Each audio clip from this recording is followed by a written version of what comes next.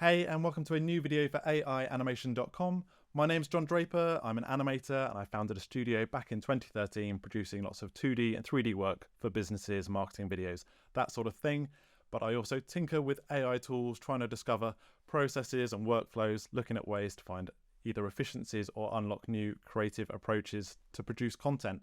So yeah, that's me. This video is going to be a really good one, as there's a brand new AI tool out that allows you to bring a 3D character to life using animation with a single text prompt. It's really pretty cool, and it's another piece of the puzzle for trying to find these new workflows. So I'm going to dive into that and show you how it works, how you can use it right now, how you can sign up. I think there's a discount code I can share, and I'll also look at how we can take that rig and apply it to another character, and also apply it to a ControlNet that you could then take into ComfyUI or A1111 and use it in your stable diffusion animations. And I'll say it once now to save repeating myself in the video. All the links to any tools I share will be in the video description below. And of course, press subscribe, like, leave comments, and all of that sort of stuff. Here we go. So I'm going to take you through the process of using a text prompt to create this character animation, initially applied to some default characters that you can select from. I'll show how you can export those videos with an alpha channel and drop it directly into your compositions in Adobe After Effects. And I'll also show how you could use that 3D rig using another tool which is currently free to create these ControlNet animations that you could then take into Stable Diffusion to have more control over your character animation there. This skeleton example was using some Mixamo mocap data, but with the ability to create the initial character animation using a text prompt that you could then go in and tweak manually, opens up loads of possibilities. So this is the new tool that's just been released called Mootion, or Mootion with 2 O's, and it's really good. It does exactly what I've been describing, allowing you to use a text prompt to animate 3D characters. And it gives you the option to download a video with a alpha channel or download an FBX 3D file. So you can go ahead and you can create in Discord, or you can log in. I've already got an account set up, so I'm going to go ahead and log in.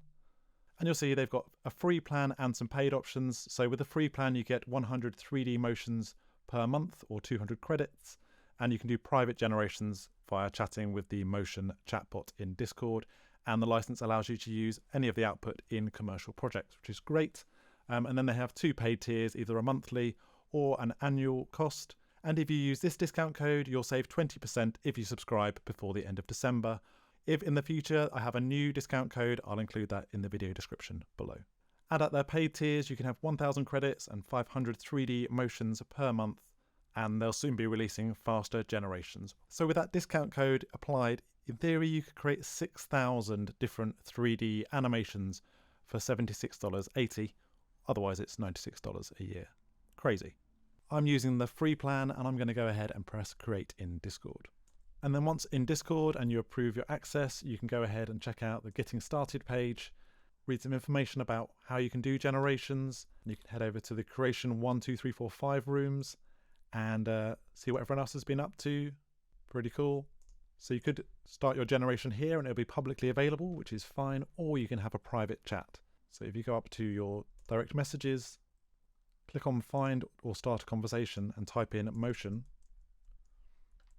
with 2 O's, you'll see there's one called Mootion Bot. If you click on that, it will bring up a conversation where you can chat directly with the bot, and then these generations are private. You can see I've had a few goes here. There's our night falling over. The cool one was the first one I did with this character. This guy hopping around, warming up. Pretty cool. To do the first generation, you go down to the chat bar at the bottom, press / and type in Mootion with 1 O, press enter, and then you can write in your action prompt. So let's go for character running and doing star jumps. Then click on the character box and you can choose from 4 different default characters. I'm sure they'll add more in the future, or perhaps allow you to generate your own character, but I'm going to go ahead and choose the bot. And you can choose if you want the animation to be in place or have it actually move in 3D space. And for this one, I'm going to say false because I want our character actually moving in the Z plane in 3D. Then press enter and leave it to generate. And in my test so far, it's taken around a minute to generate. Okay, and that's completed, and it's created an 11-second animation. and it produces 2 clips. I think in this one it's missed out on the running. I might try again in a second. But you see we've got a character doing very realistic star jumps, which is awesome. And it gives you 2 generations, and you can go ahead and download the FBX, the 3D file for Motion 1 or Motion 2, or you can download a MOV file, which will have that transparency so you can drop it into Adobe After Effects. Okay, so I've tried a few different attempts at that, and it doesn't seem to be liking having a separate action one after the other in this instance, but it's given us lots of star jumps. This guy's for some reason doing a dance, but yeah, I think like most AIs, it's a case of trying again and again, running multiple generations, tweaking the keywords until you find an approach that you're happy with. I then tried the prompt of drinking a cup of tea with the bot, both in place, and I tried it moving as well. And it works pretty well. This one here is drinking the mug. This one here seems to be pouring the tea and then drinking it. I particularly like this one, which isn't quite what I was after, but I do like it. We've got our motion bot doing the I'm a little teapot dance, which I think is too fun not to use. So I'm going to go ahead and download that FBX file and the MOV with the alpha channel. Now I'm going to quickly show how you can use that MOV file with the transparency, and I've hopped over to Adobe After Effects and I've created an image in MidJourney, which is a tea factory from the future. So I'm going to go ahead and make a brand new composition, 1920 by 1080, that's fine. Drag in my MidJourney background, scale that up a little bit.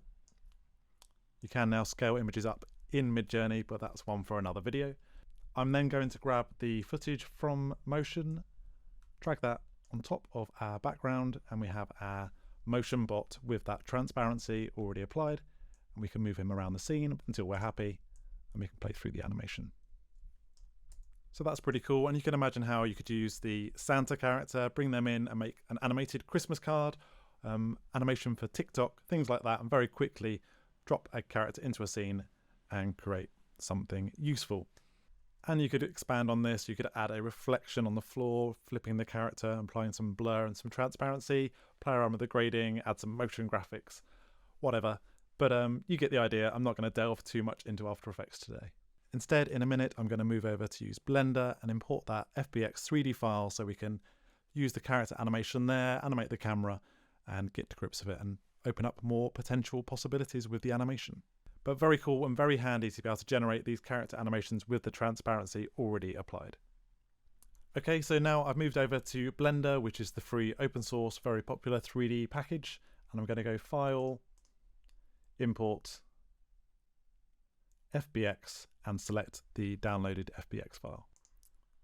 Okay, so that's brought in our character, and we can delete the normal setup scenes, so we can get rid of the lights, the camera, and just have a nice empty scene with our character. And we can zoom in, hold down the middle button on your mouse to move around, hold down Shift as well so you can pan around the scene, scroll with the middle wheel on your mouse, and then we can press play, and we have our 3D animation of our motion bot. Awesome.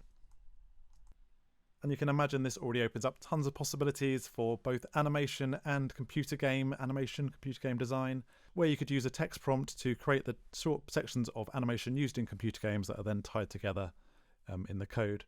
So you could bring your animation into here, play around with it, tweak it as you need to, and then go ahead and import it into Unity or Unreal Engine. And we could drop a camera in and set some keyframes moving around our animation.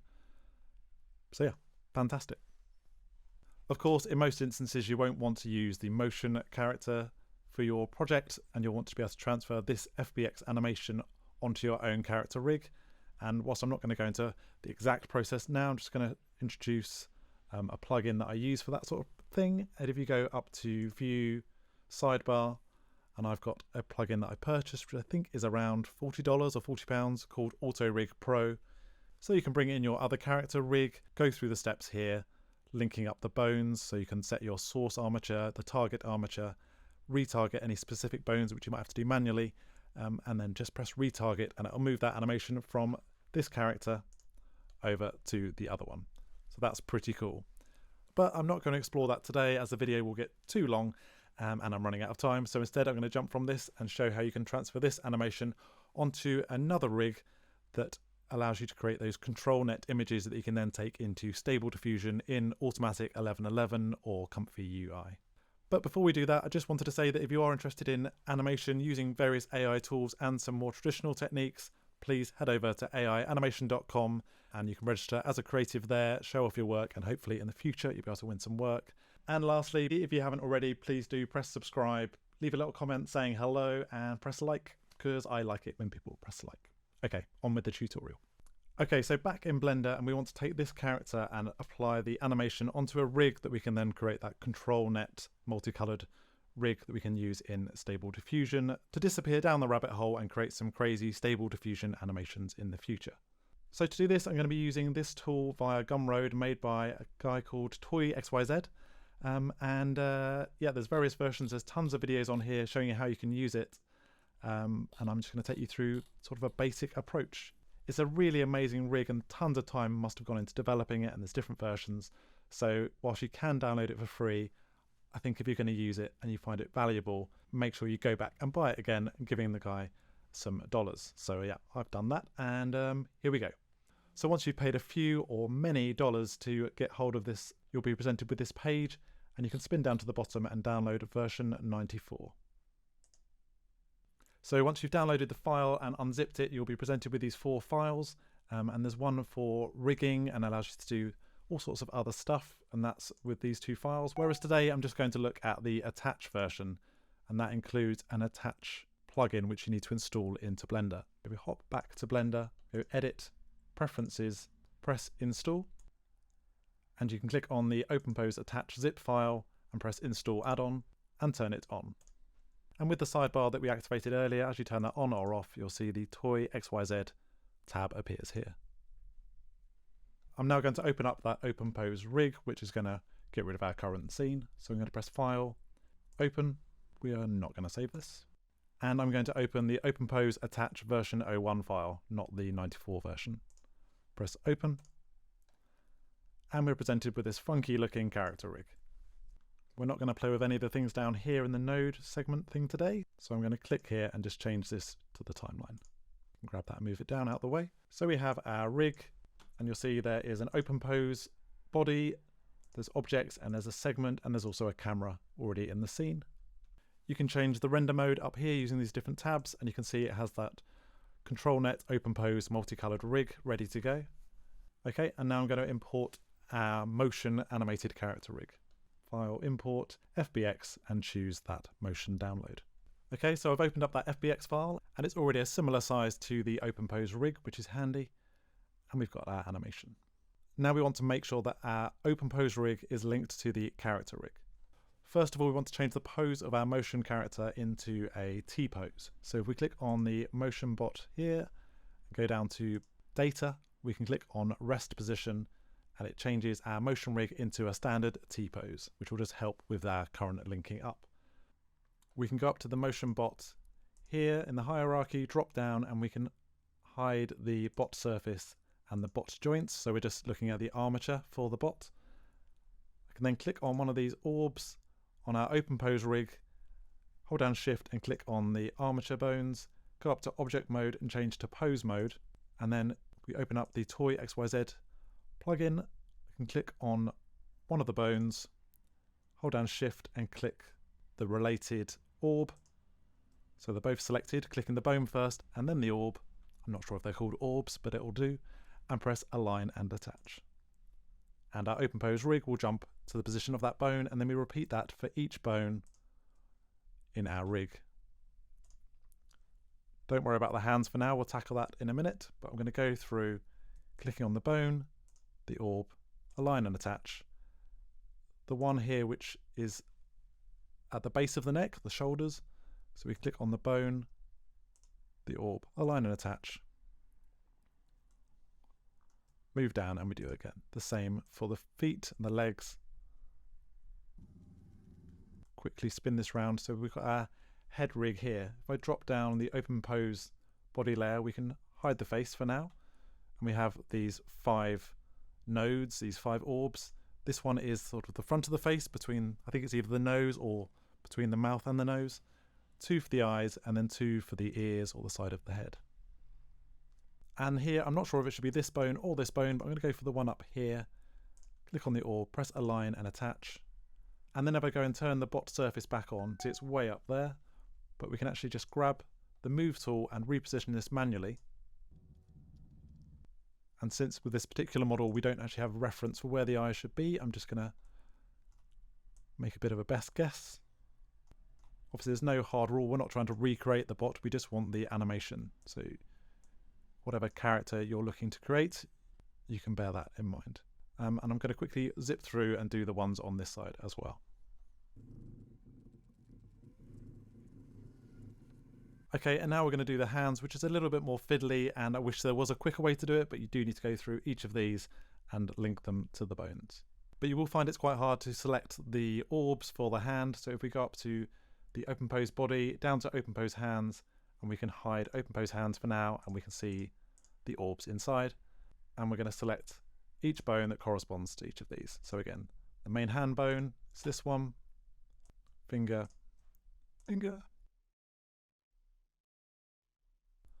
bone, hold down shift, next bone, align and attach, and repeat. And repeat for the other hand. And there we have all the main joints and the fingers linked up, and we can go back and unhide the hands, and we can go back up to the face and unhide the rest of the face as well, which allows you to export other control nets. So if we quickly zoom in here and unhide the bot's surface again, you'll see that that face is not perfectly placed. So this head rig, which is separate from the bones we just positioned on the face, needs to be linked to the bone as well. So with the head rig selected and the bones, I'm going to jump back into pose mode and then choose the bone, choose the box, jump back into our plugin and press align and attach.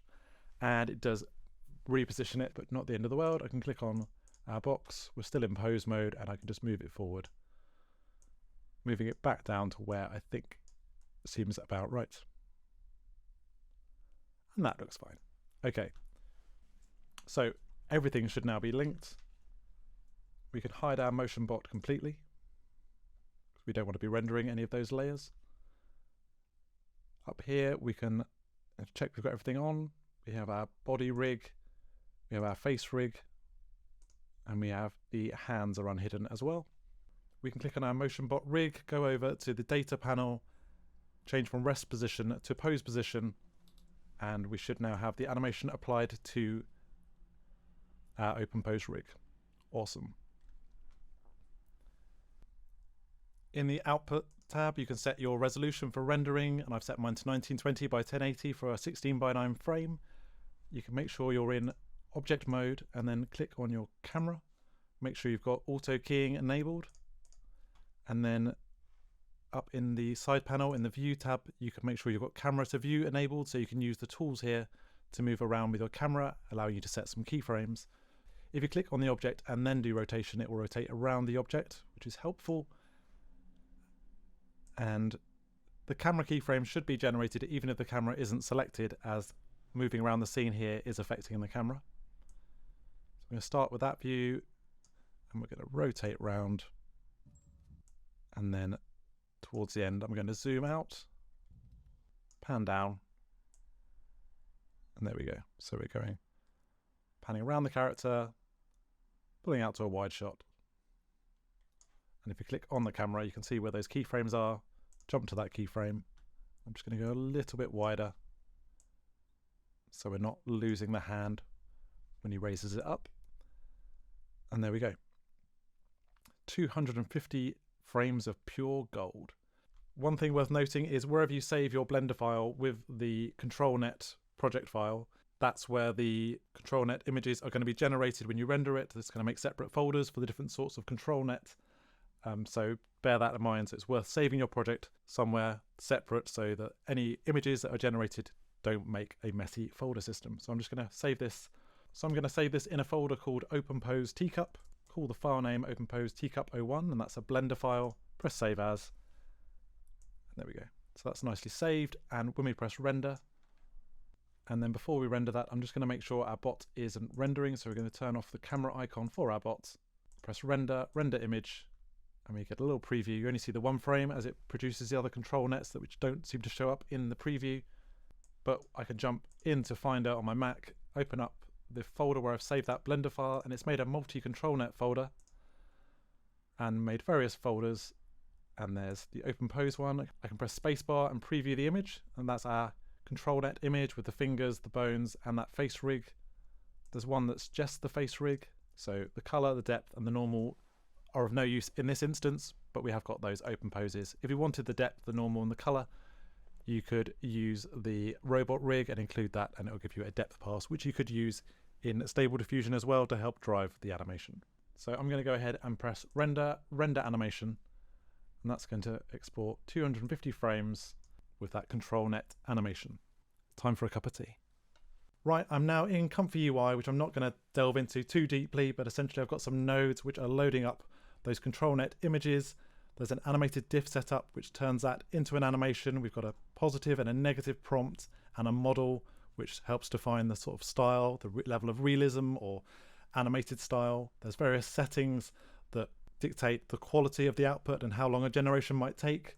And I've got some upscaling nodes which are currently disabled. We've got our output, and I've also got some nodes for doing background removal, which we don't need to worry about today. But I'm going to cover all this in a new video soon, including showing you how to set it up on Vast so that you can make use of multiple GPUs to do really fast generations, which is good if you want to free up your computer, but also useful if you're on a Mac and you're perhaps hitting a few memory issues with ComfyUI and Mac OS at the moment. Right, once ComfyUI is finished generating, I'll share the video, but essentially we have our ControlNet driving the character animation with the text prompt, man with oversized black frame glasses, wearing a suit and tie, with brown shoes, high detailed face, blue eyes, cinematic, standing in a sparse green street in the London, and muted colour palette, bokeh.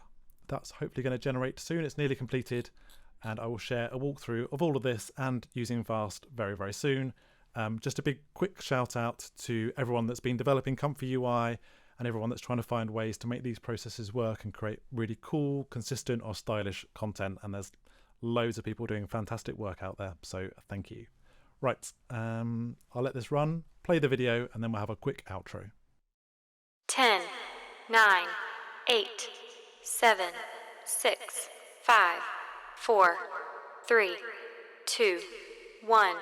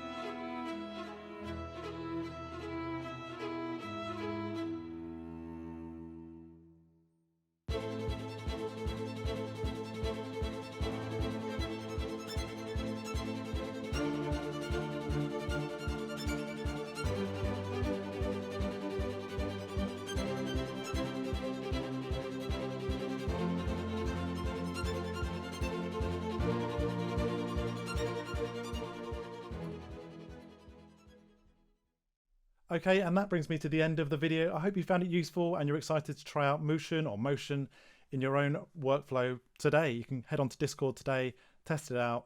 You can use that discount code to save 20% and start generating your own cool 3D character animation with a simple text prompt. And I think it's really cool. The ability to download those mob files with the transparency makes for some really quick compositing options. So I expect to see lots of cute cat and Santa videos in the near future. Plus the real power, I think, is being able to download that FBX file and turn that 3D character animation and apply it to a character of your own.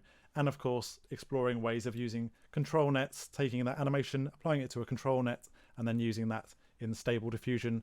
I think that's going to be a really cool workflow to further refine and develop in the coming months. All right, thanks very much. Please press subscribe, like, comment, all of that. Have an awesome day. Cheers.